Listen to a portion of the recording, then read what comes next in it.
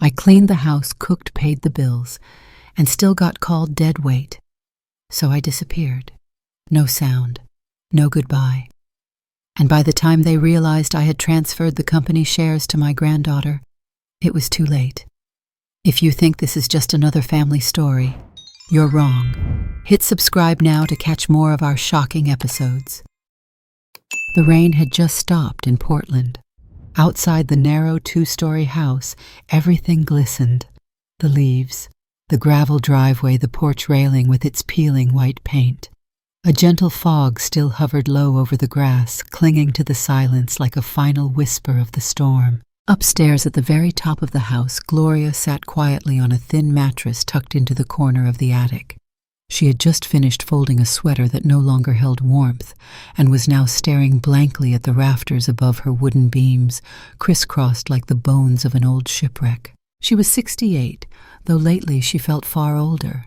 Since James, her husband of 42 years, passed, everything had tilted. Not dramatically, just slightly off, like a picture frame that hangs a little crooked and no one bothers to fix. This attic wasn't meant to be lived in. It had no insulation, no closet, and only a single drafty window that faced a brick wall. But Gloria made it work. She had her electric kettle, her old lamp, and the small ceramic heater she'd bought with her own money. She even insisted on paying the electric bill for this floor herself, slipping envelopes into April's purse without a word. She didn't want to be a burden. The stairs creaked beneath her as footsteps approached. Gloria straightened slightly, listening. "Grandma," came the small voice of Sadie, the youngest granddaughter not older than 7. The girl peeked in with an oversized iPad clutched in her hands like a treasure chest. Gloria smiled faintly. "Come in, darling." Sadie bounced inside and plopped down on the rug beside the mattress. Her shoes were muddy, but Gloria didn't mention it. Instead, she reached into a tin box and pulled out a butterscotch candy, handing it to the girl without a word. "Can I record you?" Grandma Sadie asked, tapping at the iPad screen. "For my school project." "Of course, sweetheart. But only the good side of me, all right," Gloria teased gently. Sadie giggled and angled the camera toward Gloria's face. She began asking silly questions. "What's your favorite dinosaur? Did you have TikTok when you were little? Why do old people like tea?" Gloria laughed softly, her shoulders loosening, her eyes sparkling again just for a moment. Downstairs, the front door slammed. The voice of April, her daughter, pierced the silence like a kitchen knife clattering against tile. "Hello," she shouted, not expecting an answer. Sadie looked toward the attic entrance. "That's Mommy," she whispered as if Gloria couldn't guess. "Let's pause the interview for now," Gloria said gently. She reached out and tapped the iPad screen, but in her haste didn't stop the recording, only minimized it. Sadie shrugged and began playing with her candy wrappers instead. Down below, the floor creaked again. Then voices. April's heels clicked across the wooden floor like accusations. She was speaking to someone, probably one of her girlfriends, Gloria thought. Her voice was louder than necessary, as it always was when she wanted to be overheard. "No, it's exhausting," April said. She's always there, just floating around. Like this ghost of guilt, you know." There was a pause, a low murmur, then April's voice again, sharper this time. "I swear if she weren't my mom, I would have moved her out months ago. But now with the kids watching, I can't. It's like she's trying to guilt me into sainthood. Every time I walk into the kitchen, she's cleaned something I didn't ask her to. I didn't ask her to pay the electric bill for the attic either." Another pause, a laugh, but not the kind that holds joy. "And you know the worst part?" April's voice lowered to a near whisper. "I think she sees this house as her retirement plan, like I'm her long-term care facility or something. She just sits up there like a fucking insurance policy, a plan B. She's like, ugh, I don't know, a damn backup file I didn't ask for." The words hit Gloria like a cold slap across the face. Sadie was still unwrapping candy beside her, humming, softly oblivious. But Gloria's hands had frozen mid-motion, the tips of her fingers resting lightly on the iPad screen. Her eyes didn't blink. Her face didn't flinch. Only the slow, trembling rise of her chest betrayed the fact that she was still alive. She turned her head ever so slightly toward the window. The brick wall stared back unchanging. Outside, a crow flapped its wings and took off from the gutter, the sound sudden and harsh. Gloria stood slowly, not angry, not shocked, just done. She walked to the corner of the room and pulled the thin chain of the overhead bulb. The attic sank into a dim amber glow. Sadie looked up at her. "Grandma, what's wrong?" "Nothing, sweetheart," Gloria said softly. She picked up the girl's iPad and gently placed it on the shelf. The recording still ran, catching the flicker of her eye, the subtle tightening of her jaw. From below, April's voice had faded. The conversation had ended. Sadie clambered to her feet. "I should go help Mommy," she chirped. Gloria nodded. "Go on then." The girl skipped out, her footsteps clattering down the narrow steps like pebbles dropped in a well. Alone again, Gloria sat back down. But she didn't move like before. She didn't reach for her tea. She didn't adjust the heater. She simply sat, hands folded in her lap, eyes blank, body quiet. In her mind, the words repeated over and over. A backup file, a retirement plan, a floating ghost of guilt. She thought of the countless nights James had assured her, "If anything ever happens, April will take care of you." And she had believed him. But belief is a gentle thing. It doesn't always survive impact. She stood once more. This time she moved with precision. She opened the old trunk at the foot of her bed and began removing files, bank documents, copies of property shares, power of attorney paperwork. She laid them out on the floor like chess pieces. Downstairs, April laughed at something on her phone. A wine glass clinked. A pop song played from the Bluetooth speaker in the kitchen. Gloria didn't flinch. She reached under her pillow for a small black notebook. Inside were handwritten notes, dates, contact names, account balances, instructions James had left her. She flipped through them one by one, and as she read, the light in her eyes slowly changed. Not warmth, not sadness, but resolve. She wasn't going to yell. She wasn't going to fight. That wasn't her style. She'd spent her life holding the walls together with quiet strength, with late-night tea and stitched blankets. She'd raised April with calloused hands and a heart that forgave before it even felt wounded. But now she knew something deeply and clearly. She was not a ghost, and she would not die in that attic. Not like this. A soft knock startled her. It was Ellie, her older granddaughter. 18, kind eyes. She stood at the attic entrance with a small cupcake in her hands. "Hey, Grandma," Ellie said sheepishly. "I know your birthday's next week, but I baked these in class today and thought maybe you'd want the first one." Gloria's throat tightened. She stood across the room and embraced Ellie without a word. Her voice had vanished somewhere between the floorboards and the weight in her chest. Ellie smiled against her shoulder. "I love you, Grandma." "I love you too, sweetheart," Gloria whispered. When the girl left, Gloria stood for a long time by the window. She could still hear April laughing downstairs. But now her eyes weren't clouded, they were clear. She looked around the attic, her prison of silence, her cage of duty. Then she turned back to the papers on the floor. She knew exactly what she had to do, and this time she would do it with the same quiet strength that had built this family. Only now, it would be on her terms. Because sometimes the softest people know exactly how to leave the deepest silence when they walk away. The house had gone quiet again. The kind of quiet that presses against the walls, seeps into the beams, and makes the air feel heavier than it should. Gloria sat alone on the mattress in the attic, her back straight, the iPad in her lap like a piece of evidence she hadn't yet decided what to do with. She pressed play again. April's voice bled through the speakers, clearer this time, almost too clear. "Like this ghost of guilt, you know I didn't ask for her to be here. She just is, floating, taking up space." Gloria didn't blink. She moved her thumb slowly, tapping the screen frame by frame, watching herself in the top corner. Her face caught half in shadow. Sadie's fingers fumbled with the camera, but that didn't matter. The words were there, undeniable. Inevitable. "She's like a damn insurance policy, one I didn't want to pay into." Pause. Replay. Again. Not out of shock, not even pain. No, Gloria wasn't crying. Something colder had taken root. Her expression no longer held that soft ache of disappointment. It was something tighter. A calm, composed decision settling behind her eyes like a surgeon before the first incision. Sharp, measured, clean. She closed the iPad, set it aside gently. Then she stood, with the same stillness she used to rock her babies, the same patience she used to mend buttons and hearts. Gloria crossed the attic to the wooden trunk she kept locked under her bed. She hadn't opened it in years, not since James died. Not since the day April insisted, "We'll take care of everything, Mom. You don't have to worry about paperwork.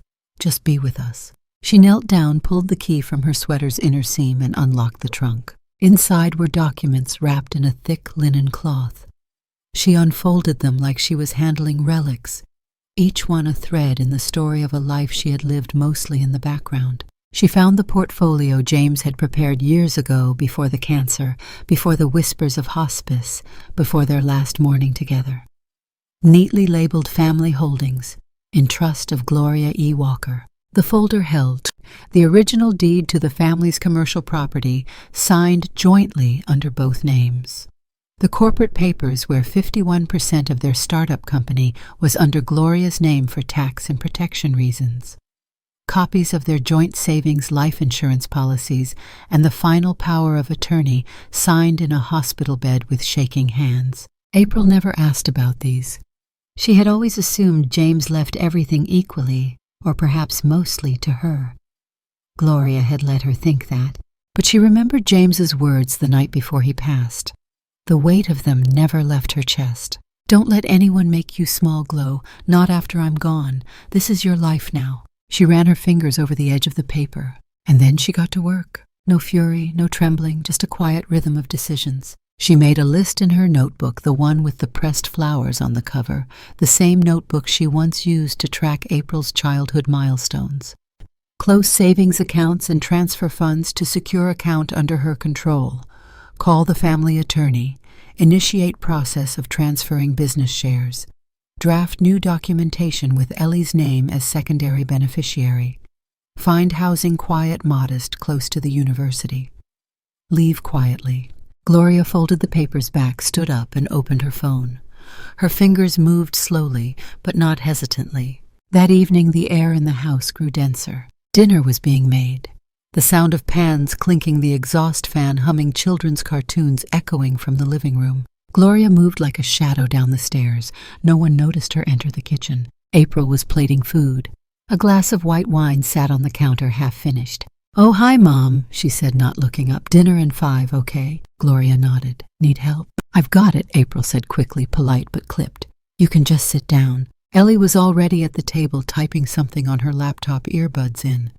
Sadie was doing cartwheels in the hallway. No one really noticed the way Gloria sat at the far end of the table, her plate untouched, her eyes a little distant. They ate, spoke about traffic and school events, the new yoga studio April was considering joining. Nothing heavy, nothing meaningful, just words meant to fill air. At some point, April glanced at her phone and laughed. "Mom, you won't believe this," she said. "My friend Jennifer just got her mom a spot in that new assisted living condo downtown. She says it's like a damn spa. Manicures, yoga, rooftop gardens.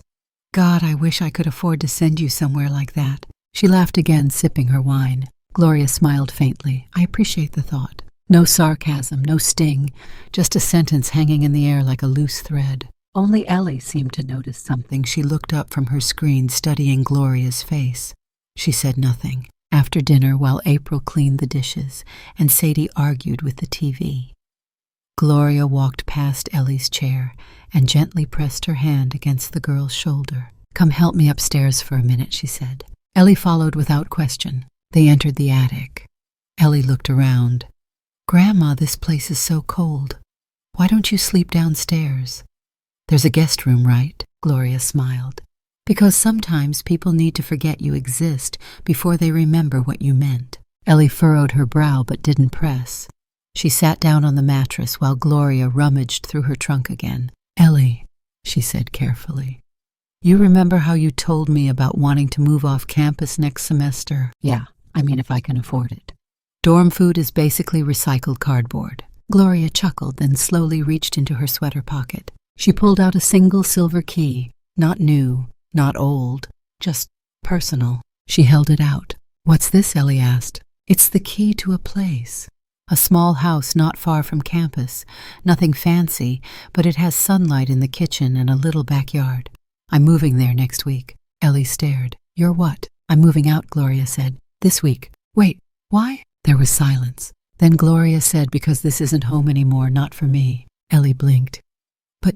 But you? I've spent most of my life making space for others. I think I deserve one small space for myself. Ellie's throat tightened. Does Mom know? No, Gloria said with a calm so sharp it cut. And I'd prefer to keep it that way. At least for now. Ellie took the key slowly, her hand trembling just a little. Are you okay, Grandma? Gloria smiled. I'm better than I've been in a long time. The two sat there, the attic cloaked in a tender hush. Just the ticking of the heater, the creak of wind against the siding. Generations connected by something unspoken, heavier than blood, softer than anger. Gloria stood and began organizing more documents into folders. Her eyes glinted with a new light, one that wasn't born of vengeance but clarity, purpose. She was not vanishing, she was finally arriving. The bank was quiet, colder than usual. Fluorescent lights hummed overhead, casting sterile glows onto linoleum floors. Gloria stood in line near the back wall, holding a worn leather handbag tight against her ribs. Her coat, an old navy blue wool one with the top button missing, hung loose on her thin frame. She wore her Sunday shoes, though it was only Thursday. They were the only ones that didn't squeak when she walked. When the teller waved her forward, she didn't hesitate. The woman behind the glass was young, too young to know what grief tucked into bone looked like. She smiled politely and said, Good morning, ma'am. What can I help you with today? I need to make a withdrawal, Gloria replied. Her voice was soft but clear, like a teacher reciting a lesson she'd given 100 times. Sure. Do you have your account information? Gloria opened her bag with calm, precise hands. She handed over her ID, then 3 bank books each with her name embossed on the cover in fading gold. The young teller's eyes scanned them quickly. Would you like to transfer funds into another account? No, Gloria said. I'll be closing them. All of them, Gloria nodded. There was a pause. The girl typed something. The system hesitated. Maybe not used to seeing accounts like this being closed, accounts with long histories, solid balances, respectable loyalty. I just have to get a manager to authorize. Take your time, Gloria said and looked away. While the girl disappeared, Gloria watched the people around her. A man trying to deposit a check with 3 toddlers tugging at his jacket. A woman yelling into her phone about overdraft fees. A teenager nervously asking how to open a savings account. The world was moving forward, breathing loudly, buzzing with its usual distractions. But Gloria was still. By the time the manager came over, a small man in a sweater vest with an apologetic smile, Gloria was ready. She signed the paperwork without question. She gave no reason. She asked for no advice. Stacks of bills were packed neatly into envelopes, then handed over in a zippered folder. Gloria accepted them with a nod and turned to leave. Outside, the wind had picked up. The clouds were folding over the sun like heavy drapes. She walked the 2 blocks to the rental agency with steady steps, her breath visible in the chilled air. The agent was waiting, gray-haired, kind, but professionally distant. The little cottage was already prepped. Gloria had selected it weeks ago during a quiet afternoon while Ellie was in class, and April was out networking at a wine bar. It was a small home. 2 rooms, a sloped roof, white siding slightly yellowed with age. But it had a garden out back, a window that faced the rising sun, and a front door that stuck just a little when it was cold. It reminded her of the first house she and James ever rented. By noon, she had signed the lease and handed over the first 6 months' rent in cash. The key was smooth in her palm, cold, real. Inside, the house smelled of dust and silence. Gloria wandered through it with reverence, each step deliberate. She placed her handbag on the kitchen counter, ran her fingers across the windowsill, pulled back the curtain and watched a bird land on the fence. Then she opened the small suitcase she'd brought with her and took out the frame. It was the only photo she had kept on the nightstand in the attic. A moment frozen. Gloria James. April young, laughing all hands and joy, and baby Ellie in a blanket, before the world bent, before the silence set in. She found a nail already in the wall and hung the frame without hesitation. Then she sat down on the edge of the new bed and breathed. It wasn't relief, not yet. But it was the first inhale that didn't carry the weight of asking permission. That night back at the house, no one noticed her absence. Sadie was glued to the television, lost in a cartoon. Ellie was buried in coursework headphones and disconnected. April assumed Gloria was upstairs, as always too quiet to bother. That's how easy it was, Gloria thought, to vanish in your own home. She returned only once late into the night when she was sure they'd all be asleep. The lights were off, the windows dark. She didn't knock. She had a key. She still lived there technically. She stepped into the kitchen and let the silence settle around her. Every detail was familiar. The tick of the wall clock, the humming refrigerator, the faint floral scent from the hand soap by the sink. She moved without sound up the stairs. The attic door groaned open. The room looked just as she had left it, but colder, lonelier. She took her time packing. Not everything, just what mattered. A few dresses. James's old flannel she still wore on bad days. Her notebooks. The ceramic mug Ellie had made her in 2nd grade. She left the heater. She sat at the edge of the bed and opened the same leather bag she'd carried to the bank. From inside, she pulled the envelope, the thick one with the transfer documents notarized and final. Attached was a statement, 3 accounts emptied, restructured under a new trust. And at the top, Ellie's name. Not as owner, but as recipient, silent, future. Gloria had written a letter folded neatly, her handwriting straight and firm. April, you once said I was your insurance policy. You were right in a way. I've spent my life being everyone's safety net, holding things together behind the curtain, loving you quietly, supporting you without asking for much in return. But policies expire. This is not punishment, this is clarity. Ellie remembers my birthday. She hugs me without guilt. She listens. I've given her what I used to save for you. She may never need it, but she will not forget it. I was a mother. I still am. But I am no longer yours to overlook. I've paid enough bills. I've stayed quiet through enough dinners. Mẹ từng là người nhà, nhưng giờ mẹ chọn làm người tự do. G. She placed the envelope on the bed, weighted it with the last book April had given her still unread, still shrink-wrapped. Then she stood. She took the small suitcase, rolled it quietly across the floor, down the steps, past the kitchen. By the time the front door creaked open, the rain had begun again. Soft, almost apologetic. She didn't look back. The suitcase wheels bumped softly down the front steps, leaving wet tracks behind her. The house remained asleep. No windows lit up, no voices stirred.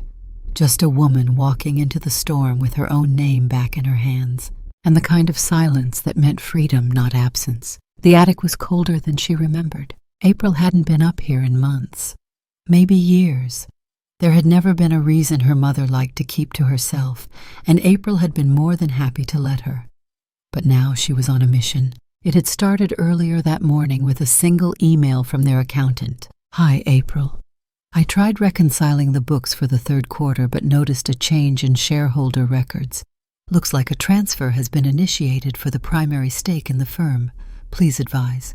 Alan. April had stared at the screen like it was a joke. What transfer? She rushed upstairs barefoot, her phone clutched in one hand, the other grabbing onto the dusty railing. The steps groaned beneath her weight. She barely noticed the draft slicing through the half-open attic window. The room was nearly empty. No suitcase, no teacup on the windowsill, no mother. For a moment she froze. Then she saw it, the envelope on the bed. Thick, heavy with intention. Resting beneath a book April had once given Gloria, still wrapped in plastic. Her heart began to race. She tore it open. Inside were documents, dozens of them, neatly signed, labeled, and witnessed. Transfers of ownership, a trust restructured, beneficiary forms with her daughter's name, Ellie Walker, typed in clean black ink. The corporate share, 51%, had been legally reassigned. To Ellie, April's hand shook as she flipped through the pages. The date of execution 2 weeks ago. The notary seal verified. The witness bank official. Every I dotted, every T crossed. A handwritten letter lay on top, folded once, sealed with a paperclip. April opened it. The ink was deliberate, each line like a scalpel. You once said I was your insurance policy. You were right, but policies can be canceled. By the time she reached the end, her eyes were dry but burning. "Me," she whispered aloud. "What the hell did you do?" She barely made it down the stairs before her fingers were dialing. "Pick up, pick up, pick up," she hissed into the phone. The line clicked. "Sharon Goldstein family and corporate law. Sharon, it's April Walker. I need to talk now." There was a pause. "April, I saw the filings come through last week. I assumed you were involved." "I wasn't," April snapped. "My mother did this behind my back. Can we reverse it?" Another pause. The kind of silence that prepares you for bad news. "April, she did it legally. All the signatures are valid. The notary seal bank authorization, even the trust restructuring, it's airtight. I checked it myself. You're telling me she gave my daughter controlling shares in the company I built without my consent, and I can't stop it. I'm telling you she didn't break any laws," Sharon said gently. "She didn't need your consent. She owns the shares. Or she did." April slumped into the kitchen chair. "Where is she?" she asked, voice suddenly quieter. "I wouldn't know." But April wasn't really asking the lawyer. She was asking the air, asking the quiet, asking the absence, because her mother was gone. 3 miles away in a small stucco building tucked between a laundromat and a senior wellness clinic, Gloria dipped a paintbrush into a jar of burnt sienna and dragged it across canvas. Her hand moved slowly, deliberately, filling in the outline of a tree trunk. The branches reached outward, extending just past the frame. Behind them, a soft wash of sky, half sunset, half dawn. She hadn't decided yet. Around her, a dozen other seniors worked in silence. Some painted bowls of fruit. Others practiced shading. One woman tried to draw her dog from memory and ended up with a raccoon in a tutu. But Gloria wasn't concerned with realism. She wasn't painting to impress. She was painting because her hands hadn't held anything soft in years. Across from her, the instructor, a young man with streaks of paint on his jeans, nodded approvingly. "That's beautiful. Very grounded." Gloria smiled faintly. "It's a tree." "It's more than a tree," he said. Gloria didn't answer, because she knew it was more than a tree. It was her tree, rooted deep, weathered, still standing. That afternoon she walked to the post office and sent a package to Ellie. No note, no card. Just a tuition receipt stamped, paid in full, and a bank card to a new account in Ellie's name. She didn't tell anyone. She didn't need to. Ellie would understand. Back at the house, April paced the living room like a tiger in a glass cage. She left without saying a word, she growled. Ellie watched her from the stairs, arms folded. "You never really gave her much to say." April turned. "What's that supposed to mean?" "It means she made herself small for years and no one noticed.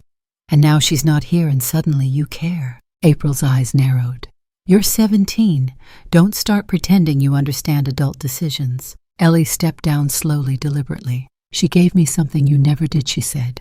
"Her trust. She manipulated you." "No," Ellie replied. "She saw me." April's face twisted.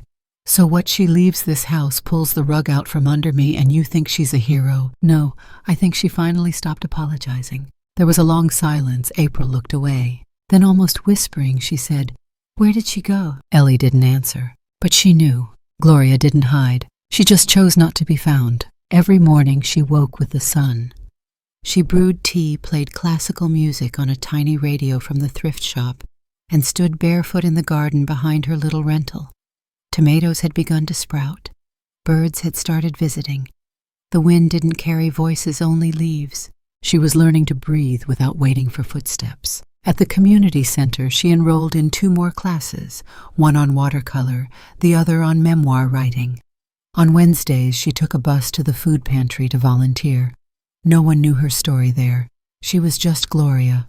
That was enough. And at night she wrote. Not letters, not revenge. Just truth. She wrote about a daughter who grew up faster than love could catch her. About a husband who built empires out of kindness. About a granddaughter who never stopped looking people in the eyes. She wrote about silence and what it does to a woman when it becomes her only language. Weeks passed. The house she left behind grew colder even in summer. April stopped using the attic. She kept the door closed now. Locked it once, then unlocked it again, not sure why. The space felt haunted, not with ghosts, but with guilt. She tried to call Gloria twice. The phone rang until voicemail. She didn't leave a message. She couldn't find the words. Ellie, meanwhile, flourished. She began managing parts of the company through a legal proxy. She didn't change much, just enough to steady the ship. She cut unnecessary spending, increased paid leave, created a scholarship program under Gloria's name. Make the company mean something, her grandmother had once said. So she did. And still Gloria did not return. But she wasn't gone. In a small watercolor class filled with widows and ex-teachers, Gloria painted a winding road with no end. In a corner of her quiet garden, she planted daffodils and gave each one a name from her past. In her journal, she wrote a single sentence underlined 3 times. Disappearing is not the same as dying. Sometimes it's the beginning of living. She wasn't erasing herself from their lives. She was reminding them how to see her. The legal letter came 2 weeks after Gloria's disappearance. It was hand-delivered to her new address, a modest brick mailbox tucked under the porch light. Gloria found it while returning from the corner market, her tote bag filled with Apple's tea and a roll of art paper. She recognized April's attorney's name on the envelope before she even opened it. Inside were 12 pages of legal jargon accusations disguised as concern phrase just carefully enough to keep from sounding cruel. Words like mental capacity, coercion, and potential financial manipulation. They circled around Gloria's choices like vultures trying to turn agency into affliction. April had filed an official motion through her legal team to void the transfer of business shares under the claim that her mother Gloria was mentally unfit when she made the decision. Gloria read every line, slowly, twice. Then without blinking, she put the papers aside. In a downtown law office with a view of the Willamette River, Sharon Goldstein was already ahead of the storm. As the Walkers' longtime family attorney, she had reviewed every document Gloria submitted weeks before the transfer was executed. She was the one who notarized the signatures, the one who filmed the verification video where Gloria, clear-eyed and calm, had stated, "I am of sound mind. I understand what I am signing. I am choosing to give my shares to Ellie Walker. No one has pressured me. This is my will and mine alone." Sharon had uploaded the video to a secure cloud storage and backed it up 3 times. So when April stormed into her office with accusations flying off her tongue like sparks from a wire, Sharon remained seated, her expression unreadable. "She's not well," April insisted. "She must have been manipulated or confused. She's 70. She's 68. Sharon corrected gently. "And she was clearer than most of my clients half her age. She can't just give everything away like that." Sharon raised an eyebrow. "Actually, she can. She owned the controlling stake. She had the legal right to transfer it to whoever she saw fit. But I'm her daughter, and Ellie is her granddaughter." Sharon leaned forward, folding her hands. "April, your mother didn't break the law. She simply made a choice." April's voice dropped. "She's punishing me." "No," Sharon said softly. "She's protecting herself." April stared. "So that's it. You're not going to fight for me," Sharon sighed. "I'm your lawyer, April, but I'm not here to fight a battle your mother already won with dignity." April didn't answer. Her shoulders sagged as the weight of reality began to land, one slow, painful ounce at a time. Meanwhile, across the city, Ellie stood outside Gloria's little cottage. Her hands were tucked deep in her coat pockets. It had taken her nearly a week to gather the courage to come less out of fear and more out of awe. She hadn't told her mother she was coming. She hadn't needed to. The truth was, Ellie didn't know what she would say. What words could possibly match what her grandmother had done, not just giving her a company, a future, but giving her the clearest kind of love Ellie had ever received, love with intention, with power.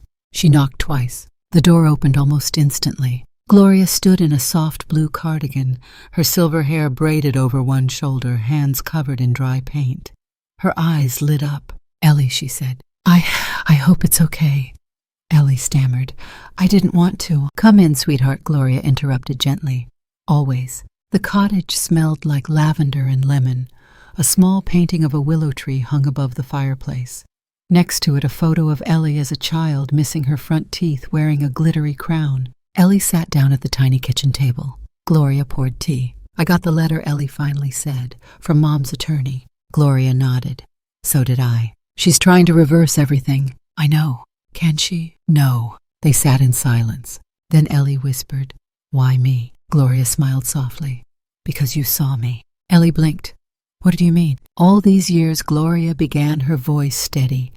I paid for my own lights, my own groceries. I lived in a storage room without complaint.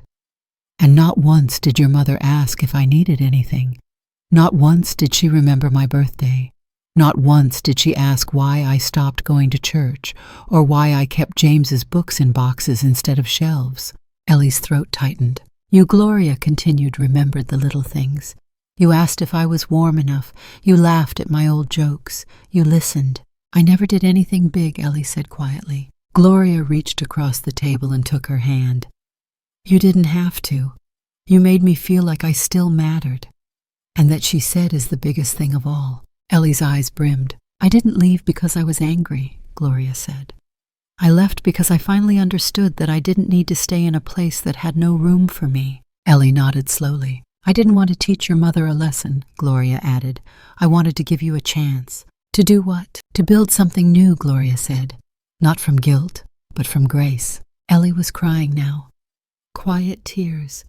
The kind you don't try to hide. I don't know if I'm ready, she said. Gloria squeezed her hand. Neither was I, but we begin anyway. They stood together in the kitchen. No music, no applause. Just two women, 2 generations holding space that had never really been offered before. When they hugged, it wasn't out of sadness. It was out of recognition. Later, as Ellie rode the bus back to campus, she stared at the city passing by her window. Everything looked different now. Sharper, quieter. She pulled out her phone and opened the email Gloria had forwarded her earlier that week. Attached was a single line. Your name is on the paperwork not because I expect you to earn it, but because I trust that you already have. Ellie closed her eyes and held the phone to her chest. She understood, and she would honor it not by becoming someone else, but by becoming exactly who Gloria believed she already was. The news broke on a Thursday morning. The press release was simple, almost understated. A single paragraph posted on the company website just beneath the About Us tab. Effective immediately, Ellie Walker will assume the role of executive director and primary shareholder of Walker & Hart Holdings. We thank Gloria E. Walker for her decades of silent stewardship, and we look forward to building a more inclusive future. It took less than 4 hours for the shockwave to ripple through Portland's tight-knit business community. The name Walker & Hart wasn't just a family firm. It was an institution. Real estate, logistics, educational grants, mid-sized philanthropy circles. April had been its face for over a decade. Glamorous, strategic, fiercely articulate. Everyone thought she would take it to national scale. No one had even heard of Ellie, until now. By mid-afternoon, local business outlets were running headlines. Leadership upended at Walker & Hart. The granddaughter steps in. Corporate matriarch sidesteps daughter names college student as successor. Family firm flipped what happened behind the gilded doors of Walker Holdings. Calls flooded April's phone. Her inbox overflowed with media requests.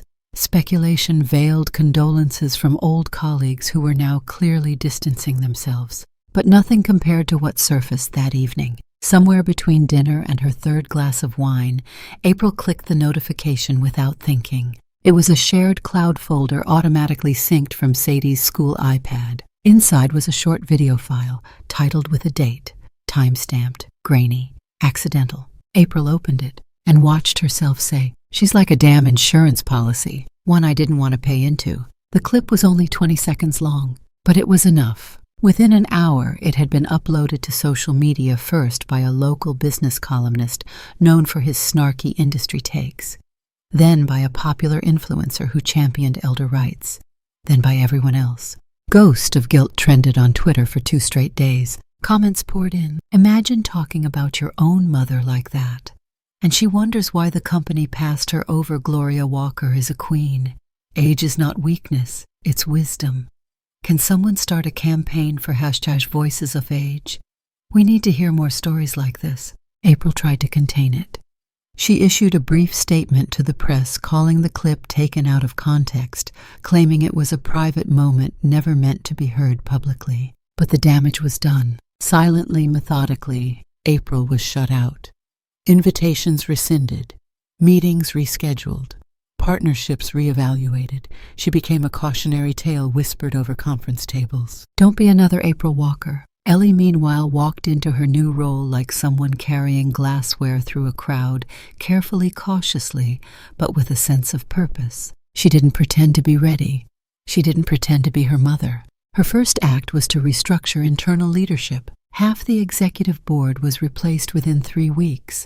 Not with corporate sharks or friends of the family, but with experts from nonprofit sectors, people who had built trust at ground-level social workers, housing advocates, educators. She introduced new programs, a fund to support elderly care startups, a scholarship for first-generation college students, a partnership with local shelters to convert unused properties into transitional housing. The company's mission statement changed too. Once rooted in legacy and profitability, it now read, "We are a company of second chances at life, at dignity, at being seen." Gloria read it on the website and quietly wept. Not because she was proud, though she was, but because someone had finally rewritten the narrative she'd lived her whole life in the margins of. That same week, Gloria received a call. It came from a woman named Celeste Tran, founder of a national campaign called Voices of Age, an advocacy movement for aging women across the country who had been silenced,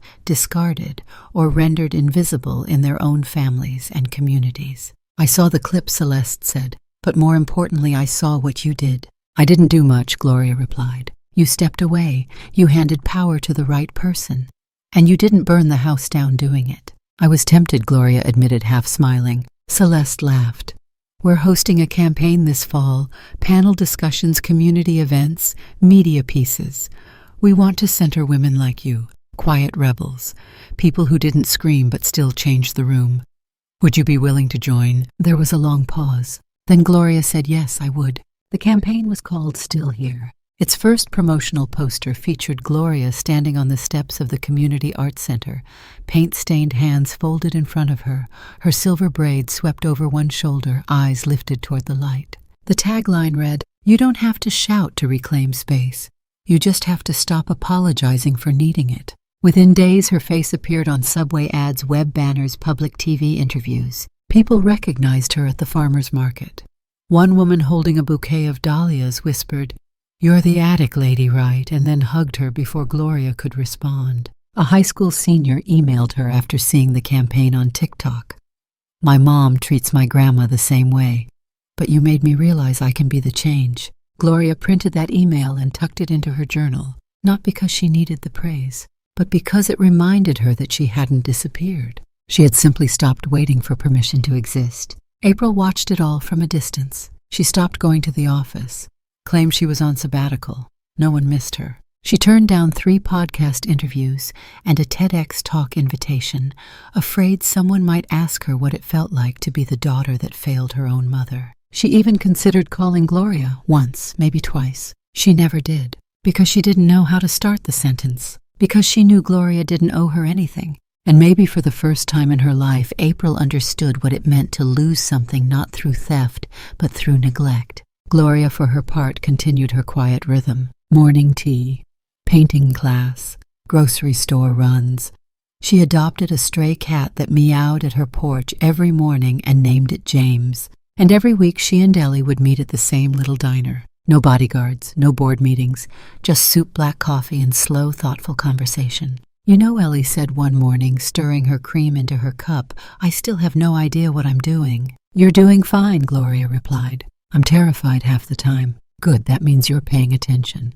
They both laughed. Outside the window, the city buzzed on. Inside, legacy passed not through contracts or handshakes, but through grace, through listening, through choosing the person who saw you when no one else did. It was just after 6:30 in the morning when Gloria heard the knock. Not a frantic bang, not a hesitant tap, just a knock, solid, measured, repeated. She stood in the kitchen halfway through pouring hot water into her teacup.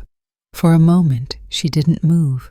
The morning light slanted through the window, catching steam rising from the kettle. The knock came again, this time softer, like an apology already too late.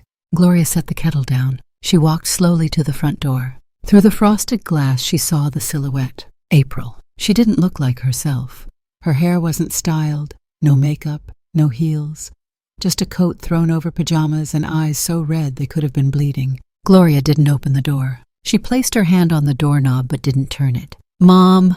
April's voice cracked through the wood. Silence. I didn't know where else to go," April said. "Ellie won't answer. No one's calling back. I just needed to see you." Still silence. "I made a mistake," April whispered. "I made so many mistakes." Gloria closed her eyes. Behind the door, her breathing was steady, unmoved. "I didn't realize what I said. I didn't mean it like that. I was angry, I was tired, I was overwhelmed." She was unraveling now. The tears came fast and shameless. "I treated you like a guest in your own life. And you just took it. You let me. And then you walked away. And I get it now. I get what I lost." The door remained closed. April slid down to her knees, her forehead pressed against the wood. Her words became ragged. "I'm sorry, I'm so sorry. I need you. I don't even know how to fix this, please." Gloria finally spoke. Her voice was clear, low, like a bell struck in fog. "What I needed, April," she said, "was not an apology." April held her breath frozen. "What I needed," Gloria continued, "was gratitude. For the years I gave. For the things I held together while you built a life and pretended I wasn't part of it." April sobbed harder. "I didn't need flowers or cards. I needed your eyes, April. I needed you to see me. Before the world did. Before strangers on the internet gave me the dignity you withheld." A long pause. "I'm not angry anymore, but I'm not opening this door." April's tears hit the welcome mat, not because she was being punished, but because this was the consequence of time spent believing her mother would always be there, quiet, unchanging, always available. She wasn't anymore. Inside the house, Gloria stepped away from the door. She didn't look back. Instead, she picked up her tote bag, slid on her cardigan, and walked out the side door into the morning sun. The air was crisp golden with early light. Her steps were firm. She had somewhere to be. The community center was already half awake when she arrived. The class was scheduled for 8:00 a.m., but several of the seniors liked to show up early, eager to claim their favorite brushes, their favorite spots by the window. The scent of ink and clean paper filled the room. It reminded Gloria of her childhood of handwritten letters and prayers stitched into calligraphy. She hung her coat by the door and walked in. The room fell into a soft hush. Gloria didn't raise her voice. She never had to. She stood at the front of the long table where 6 other women waited, pens in hand. "Good morning," she said. "Morning, Gloria," they chimed back nearly in unison. "We're working on the word courage today," Gloria said and smiled. It seemed appropriate. She began to draw her hand slow and sure, the black ink flowing onto white paper like memory made visible. The others followed, some shaky, some bold. One woman cursed under her breath at a smudge. Another grinned wide when her loop came out just right. They weren't here to become artists. They were here to feel their hands matter again, to see their names on something they created, to remember that they still existed beyond their roles. Gloria walked among them, offering encouragement, gentle correction, the occasional inside joke. "You're holding the brush like it owes you money," she teased Mrs. Palmer, who laughed and adjusted her grip. "This doesn't look like courage," said Linda, frowning at her page. Gloria leaned over and whispered, "Courage rarely looks the way we expect." They all laughed, and for a moment the world outside didn't matter. Not the viral clip, not the tears behind a closed door, not the boardrooms or betrayals or the attic where she'd once been stored like a keepsake no one wanted to throw out, but didn't want to look at either. She was no longer that woman. She was no longer someone's mother, hidden in shadows, useful in silence. She was Gloria Walker. She taught calligraphy on Tuesdays and grew tomatoes on the weekend. She paid for her own electricity, chose her own books, and wore whatever shoes she damn well pleased. She spoke when she wanted to, and she was heard. Later that afternoon after class, Gloria sat on the bench outside the center, her hands still stained with ink. The sun was warm on her face. The breeze lifted her braid off her shoulder. A sense of peace, earned not gifted, settled over her. A woman in a blazer walked by and did a double take. "You're the woman from that campaign, aren't you?" Gloria smiled. "I might be. My daughter showed me your story. Said it reminded her to call me more." The woman hesitated, then added, "Thank you." Gloria didn't say you're welcome. She just nodded, because some acknowledgments don't require response. They only need to be received. Back home that evening, the porch was empty. No one stood at the door. No letters, no second chances begging to be reopened. Gloria made dinner for one. Pasta and green beans. A glass of wine.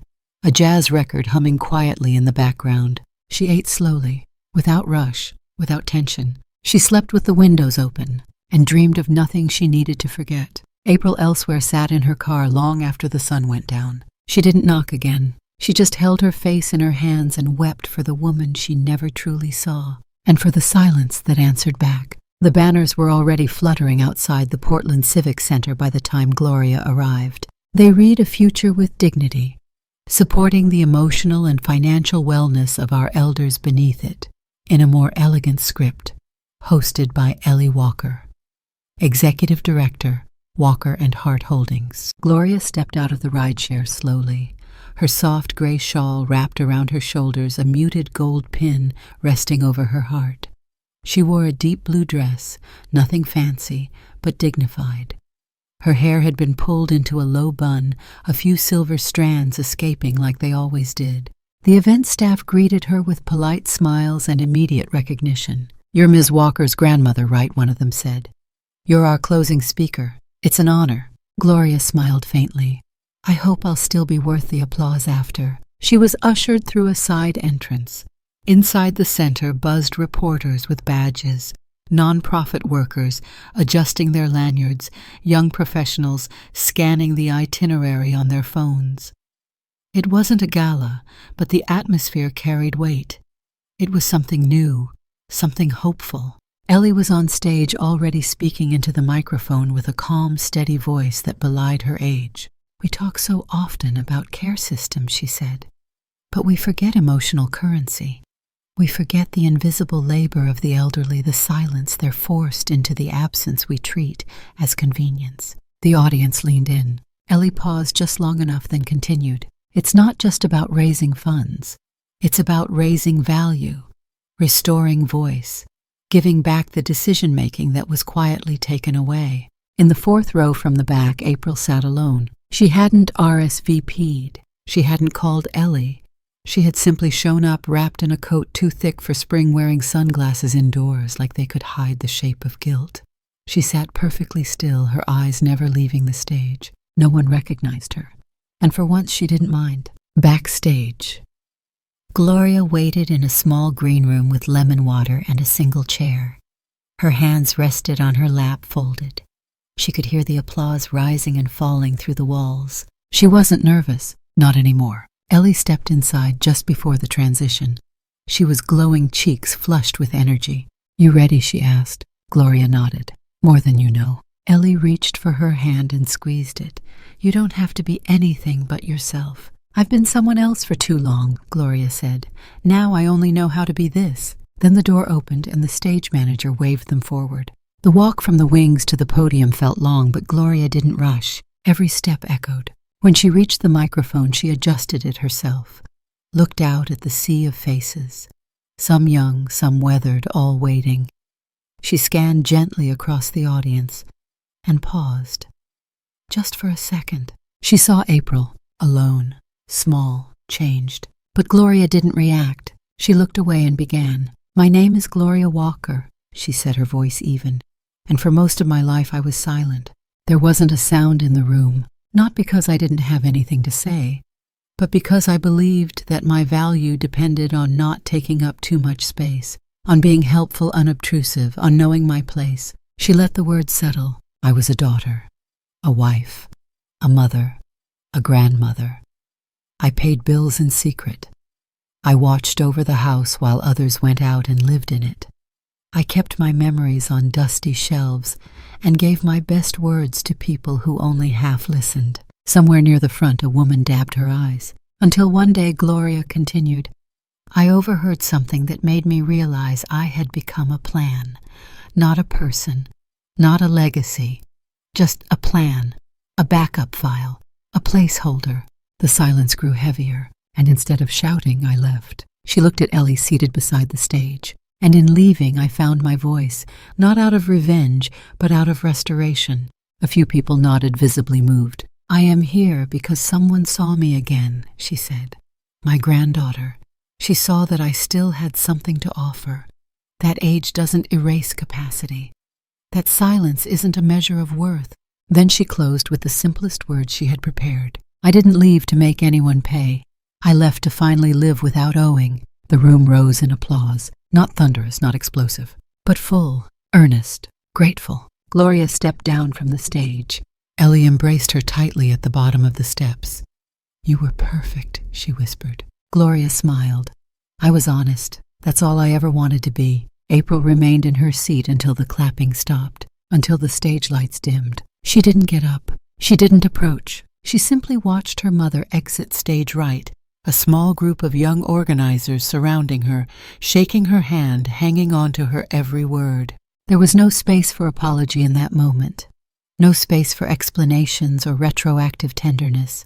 There was only the quiet understanding that she had been seen too late. And that was a truth even applause couldn't drown out. Outside the venue, the air smelled faintly of fresh rain. Gloria walked slowly through the back corridor of the building toward the curb where her driver waited. She heard the footsteps before she saw the figure. April, still in her coat, still in her sunglasses, still looking like a woman mid-collapse. They stood in the same space for the first time in months. April opened her mouth. Gloria didn't stop walking. But as she passed, she turned just slightly and gave the smallest nod. Not a greeting, not a bridge, just acknowledgement. Then she kept walking, and April didn't follow. Inside the car, Gloria let out a slow breath, the kind you take after a storm has passed. She didn't cry. She didn't smile. She simply looked out the window as the city blurred by and whispered, barely audible, "Thank you, Ellie," because the future had opened, and for once she had walked into it on her own terms. The attic door groaned open with a sound that didn't just echo, it accused.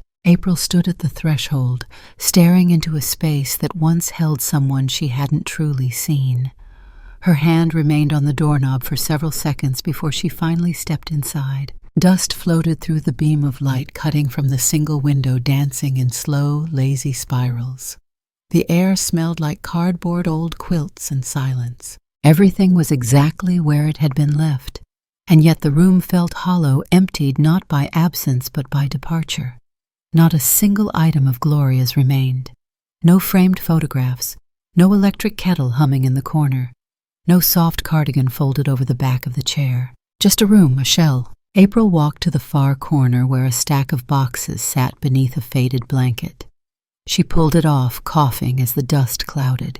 Inside were paper folders, old bills, receipts, yellowing notebooks, envelopes, and at the very bottom a stack of letters handwritten tied with a faded pink ribbon. April's breath caught in her chest. She sat cross-legged on the floor, the ribbon trembling in her fingers as she undid the knot. The first envelope was addressed in Gloria's script, to April, never sent. She opened it. "You were 5 when you first slammed your door on me.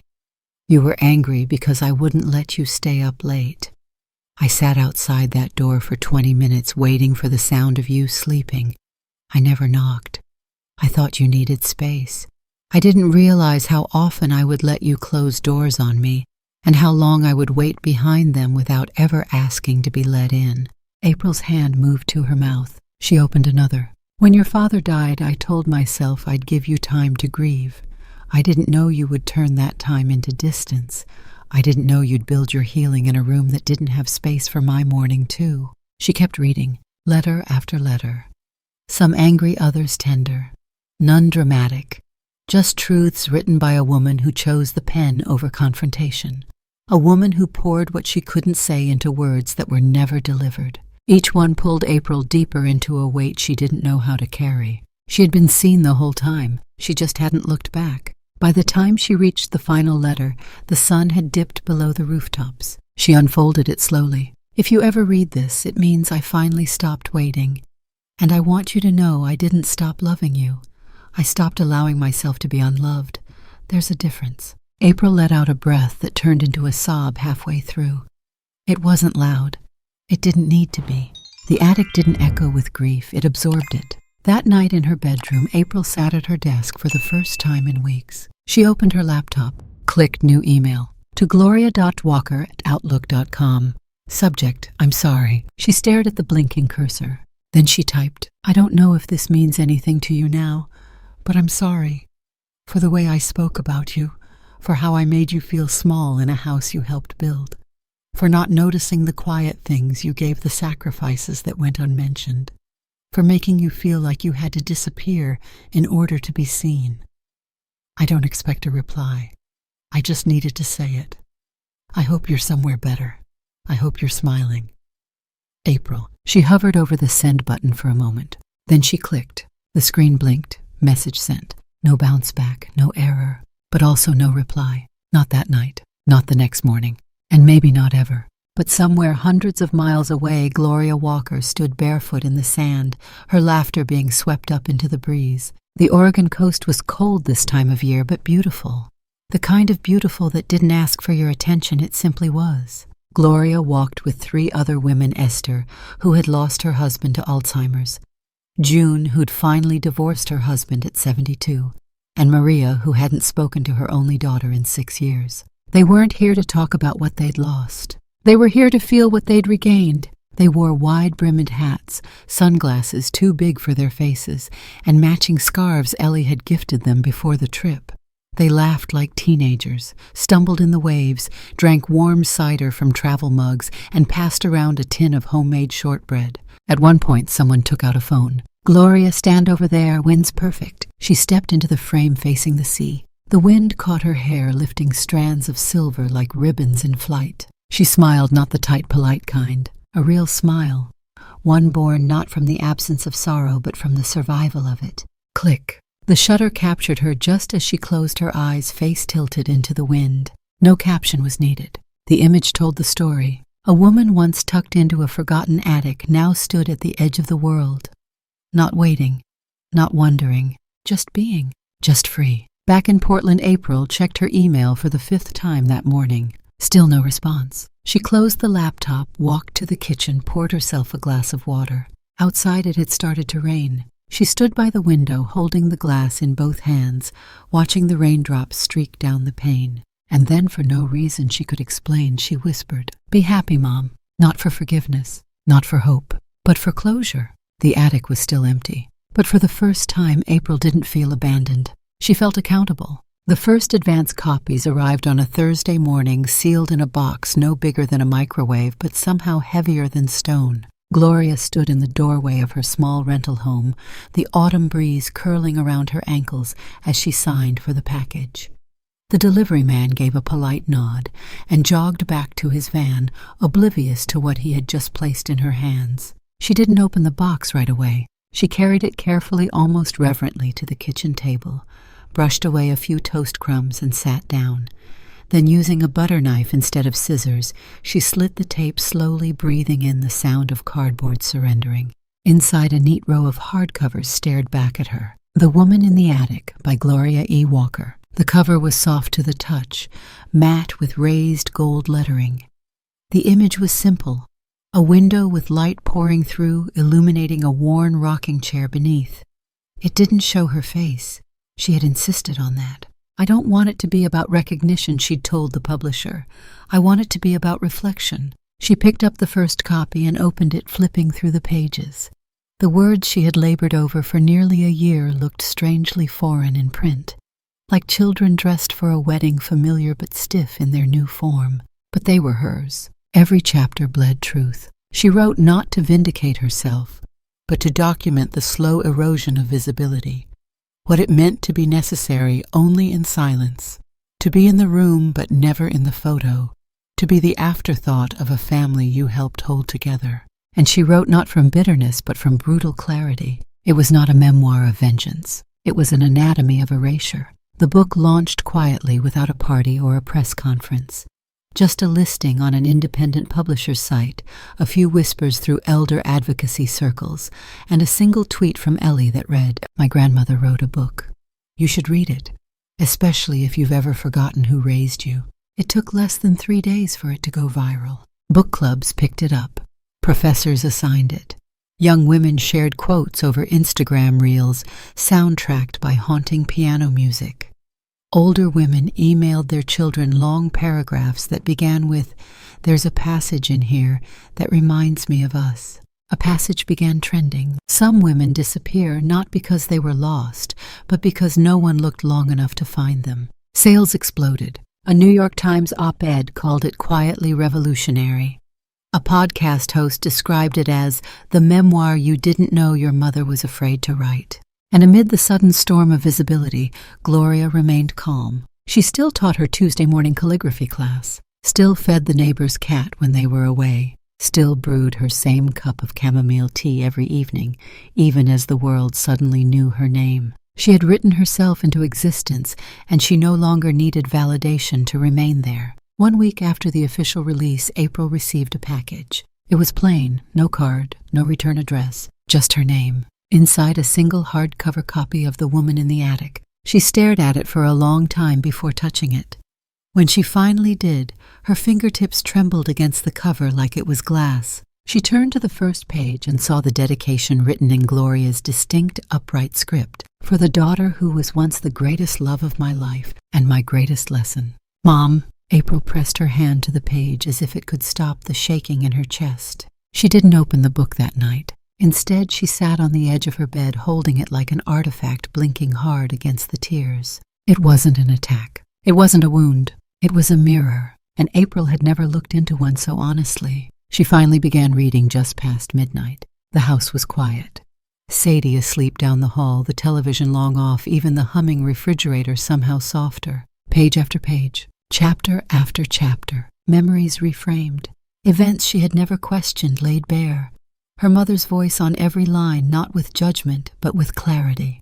A woman telling the truth the way a survivor tells a story, not to shame, but to survive it. April read until her eyes ached, until the dawn began creeping over the horizon, and when she closed the final page, she cried, not the messy, dramatic sobs of guilt, but the quiet, persistent tears of recognition, of regret, and in some strange way of reverence, because now, for the first time, she truly saw the woman who had been sitting in her attic all those years. Across town, Gloria sat on the porch with a blanket over her knees and a cup of tea steaming in her hands.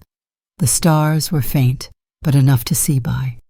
A copy of the book rested beside her unopened. She didn't need to read it. She had already lived every word. The hall was already filled when Gloria arrived. Rows of chairs stretched from the small stage to the far double doors. Warm lighting bathed the walls in amber, giving the room a glow that was soft, inviting, nothing like the sharp, sterile brightness of most public events. A low hum of conversation floated in the air, the kind that builds before something meaningful begins. Gloria stood for a moment just inside the entrance, letting her eyes scan the room. People were everywhere, young, old strangers, familiar faces. A few carried copies of her book tucked beneath their arms or held gently like something sacred. Others whispered to one another, glancing in her direction, not quite sure if it was really her. Then she saw Ellie, standing at the edge of the stage, microphone in hand, her face glowing with confidence and quiet pride. Gloria made her way forward. As she reached the steps to the stage, Ellie stepped aside and took her hand. The audience began to applaud, not wildly, not forced, just honest, steady. A room full of people rising to their feet for a woman who had once lived in an attic no one visited. Gloria smiled, nodded in thanks, and took her place at the podium. Ellie stood to the side, waiting for the moment to introduce her. "I have the honor," Ellie began, voice clear and calm, "of introducing someone you may now know by her book, The Woman in the Attic." She glanced at her grandmother, then back to the audience. "But I know her as the person who taught me the difference between silence and stillness, between staying and surviving." A pause. "She is not just an author. She is not just my grandmother. She is a woman who stood up quietly, and in doing so made the rest of us question why we were sitting down in the first place." Gloria closed her eyes for just a second, grounding herself in the words. Ellie continued, "She has become a symbol for something we've too often dismissed, the power of grace, of leaving not to destroy but to breathe, to reclaim, to heal." She turned back to Gloria. "Please welcome her, Gloria E. Walker." The applause rose again, and Gloria stepped forward. Her hands didn't shake. Not anymore. Her voice didn't falter. She had spent too long rehearsing silence to fear her own sound now. "Thank you," she began, "for coming, for listening, for making space." She looked out over the crowd. She didn't search for faces. She didn't need to. But if she had, she would have seen her daughter, April stood at the very back of the room, half shrouded in shadow. No name tag, no seat, no announcement of her presence. She didn't want to be seen, and yet perhaps for the first time in her life she wanted to see. Gloria continued, I wrote this book not to accuse anyone, not even myself. I wrote it because I needed to understand how someone could vanish while still being present, how a mother could pour decades into a family and still feel unnecessary. A hush fell. I lived in the attic of my daughter's home for 3 years, paid my own bills, ate alone, waited for someone to remember I was there. And the moment that changed everything wasn't a fight. It wasn't a breakdown. She looked directly ahead. It was overhearing the truth. No one moved. And so I left, she said, not to punish, but to live. She placed her hand over her heart, and when I did, I found that I was not alone, that there were thousands, millions of women just like me, women who stayed too long, who kept their heads down, who were told their time had passed. A beat. Well, I'm here to tell you it hasn't. A ripple of emotion moved through the room. Tears, nods, the hush of collective reckoning. I don't need to be remembered forever, Gloria said. I only need to have been seen once, fully, clearly. She stepped back slightly, then opened her book. One final passage, she said. She began to read. Some mothers don't scream when they're forgotten. Some don't throw plates or slam doors. Some just rise, quietly, completely. And when they do, when they finally walk away, it is not to destroy. It is to remind the world what it lost when it stopped listening. Then she closed the book. The applause came like a wave, standing, lasting. Not polite, earned. In the back of the room, April stood frozen. Her hands were clenched around the strap of her purse. Her throat tightened. She wanted to leave, part of her already turning, but something held her in place. She watched her mother descend the steps, slowly greeted by hugs, handshakes, people handing her dog-eared copies of the book. And then as Gloria passed through the crowd, something happened. She glanced up. Their eyes met, just for a breath, and Gloria gave a nod. Not a welcome. Not forgiveness, just acknowledgement, a full circle silence. Then she walked on. April didn't follow. Later that night, after the chairs had been folded and the banners taken down, Gloria stood outside with Ellie. The air was crisp. The moon sat high and pale above the city skyline. You were amazing, Ellie said, wrapping her arms around her grandmother. Gloria smiled.